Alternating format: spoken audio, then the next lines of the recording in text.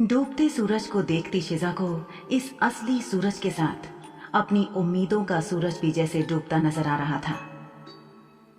सूर्यास्त हो रहा था, पर आज किसी अजब वजह से मौसम रोज की तुलना में थोड़ा बेहतर लग रहा था। पिछली पूरी रात शिमला की धरती पर बहुत बारिश हुई थी। यहाँ की जमीन की प्यास से बहुत ज्यादा बारिश, इसलिए सूरज की हल्की किरणें भी आज भली लग रही थी। भले ही सूरज की किरणें बग्घी की खिड़की से ना तो अंदर आ रही थी और ना ही पर्याप्त गर्म थी, फिर भी शिजा कहीं ना कहीं अपनी त्वचा को छूने वाले शाम के सूर्य के प्रकाश से ही थोड़ी सी गर्मी महसूस कर सकती थी।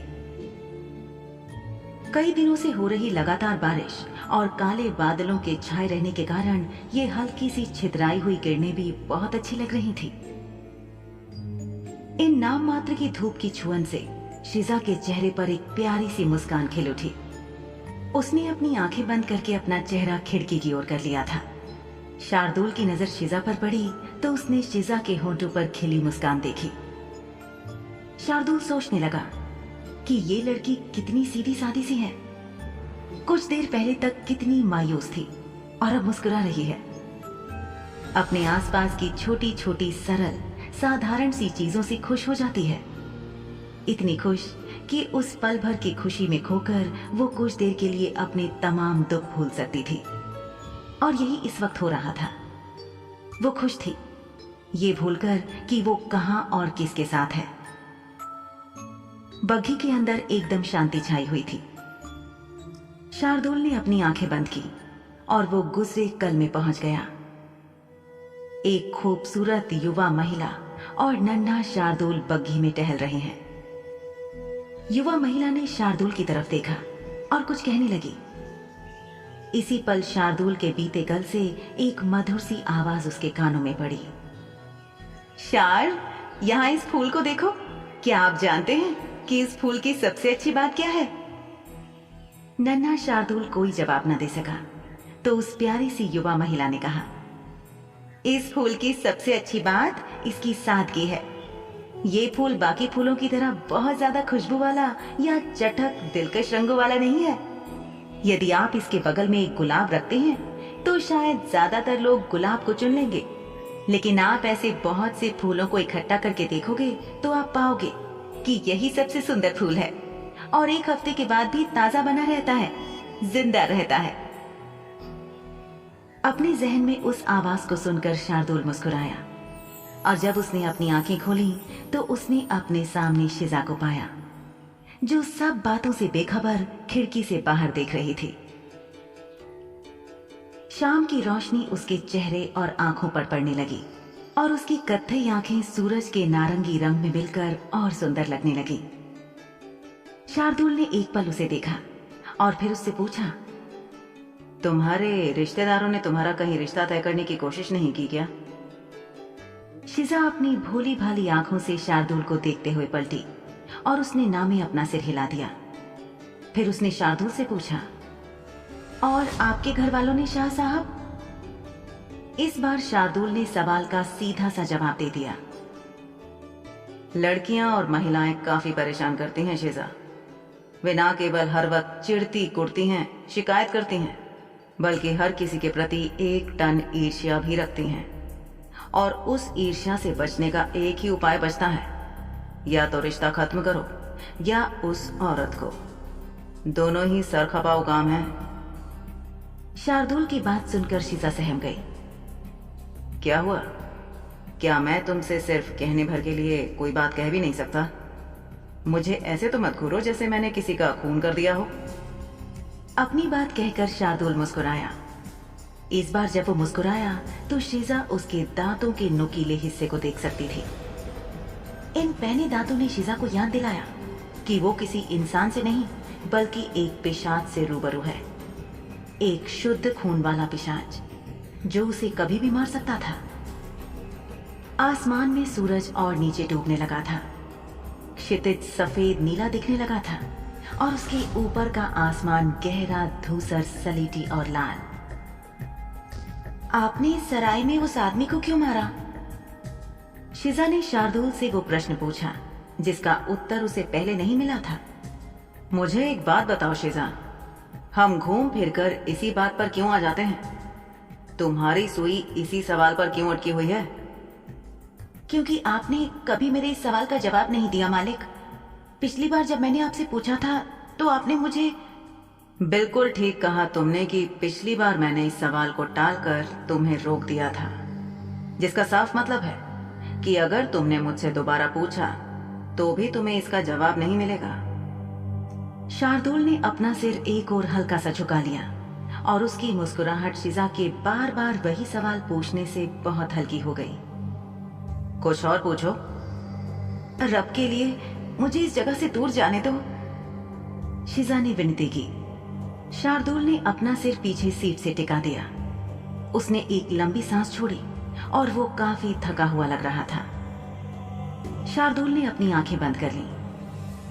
1-2 मिनट बीत गए, जिससे शीजा को संदेह हुआ कि क्या वो पिशाच सो गया था। लेकिन तभी अचानक शार्दुल उठा और शीजा की आंखों में आंखें डालकर बोला, ठीक है, मैं तुम्हें जाने दूंगा। पहली बार जब शीजा ने ये सुना तो उसने सोचा कि कहीं उसने कुछ गलत तो नहीं सुना है। उसे ख्यालों में डूबने और फिर बाहर आने का पूरा समय देते हुए शार्दुल शांति से बस उसे देखता रहा। शीजा ने सावधानी के साथ आश्चर्य से पूछा, क्या सच में? हाँ, तुम अपनी जिंदगी को भरपूर जीने जा सकती हो। जाओ, 1 घंटे के लिए छुट्टी लो और फिर घर वापस आ जाओ। क्या शार्दुल शीजा के साथ फिर कोई खेल खेल रहा था? शीजा ने अपने हाथों को एक कसी हुई मुट्ठी में जकड़ लिया। एक हाथ मखमली गद्देदार सीट पर और दूसरा अपनी गोद में रखकर शीजा ने गहरी लंबी सांस ली। शार्दुल ने उसके हाव भाव देखे और बोला, लगता है कि तुम इस बात से बहुत ज्यादा खुश नहीं हो। 1 घंटा बहुत लंबा वक्त है आजादी का। एक गुलाम के बारे में तो भूल ही जाओ। एक नौकर तक को भी ऐसी छुट्टी आसानी से नहीं मिलती है, कम से कम शाह हवेली में तो बिल्कुल भी नहीं। तुम्हें और तुम्हारी जिंदगी को खरीद लेने के बावजूद उसमें से तुम्हें पूरे 1 घंटे की छुट्टी देने के लिहाज से मैं बहुत उदार और दयालु मालिक हूं। सही तो कह रहा था शार्दुल।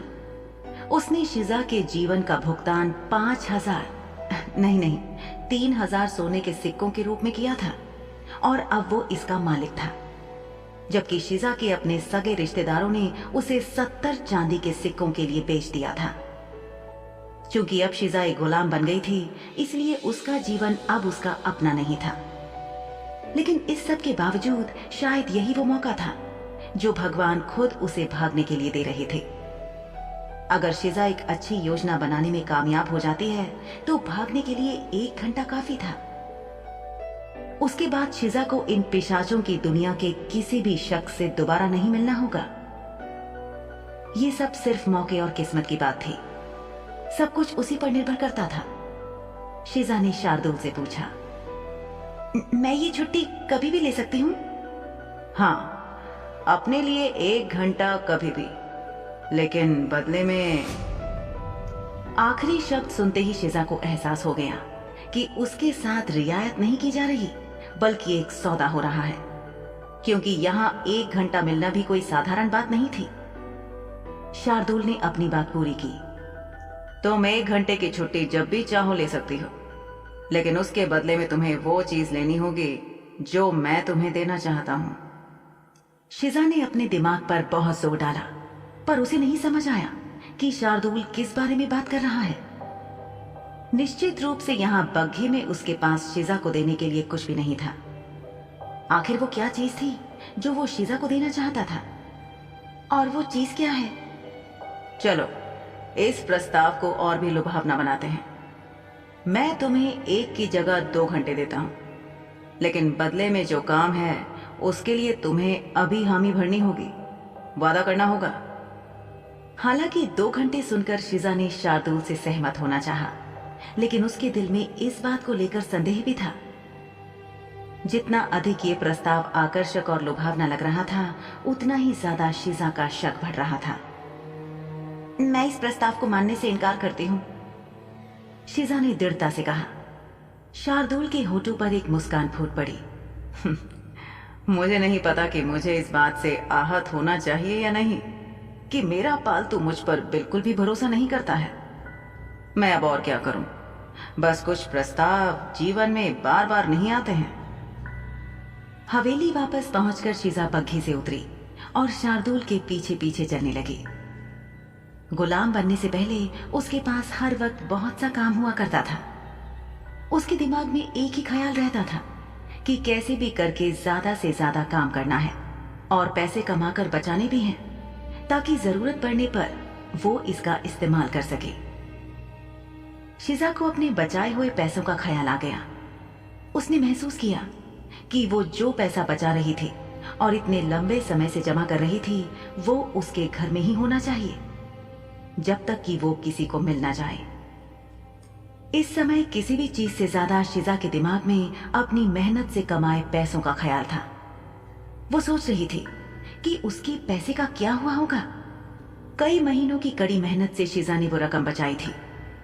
उसके सिक्के सोने के नहीं थे, लेकिन 17 चांदी के सिक्कों का एक अच्छा खासा मूल्य था, जो उसकी अब तक की सबसे बड़ी बचत थी। ये सोचकर कि कैसे उसकी चाची और चाचा ने उसे चांदी के कुछ सिक्कों के लालच में बेच दिया था, अब शीजा सोच रही थी कि क्या अपने पैसों को अपने लालची लेकिन बूढ़े चाचा चाची के साथ साझा बांटना चाहिए था। शायद ऐसा करने से वो उसे ना बेच दे, शायद वो गुलाम बनने से बच जाती। लेकिन ठीक इसी पल शीजा ने अपने सिर को गुस्से से इनकार में झटका। उसके चाचा चाची ने उसके साथ जो भी किया था वो अकल्पनीय था, और ये सब करने के बाद शीजा की नजर में वो एक फूटी कौड़ी के भी लायक नहीं बचे थे। कौन जानता था कि वो लोग ऐसे हैं जो इस हद तक गिर जाएंगे कि पैसे के लिए अपनी भी भतीजी को बेच डालेंगे। लेकिन ऐसा हो चुका था, और अब शीजा चाहे कितनी ही बार अपने दिमाग में तर्क वितर्क कर ले, हर बात घूम फिरकर इसी बिंदु पर आ जाती थी कि अब वो एक गुलाम थी और उसका अपना कोई अस्तित्व नहीं था। संगमरमर के फर्श पर लंबे लंबे डग भरता शार्दुल शीजा के आगे आगे चल रहा था। शीजा सोच में गुम थी।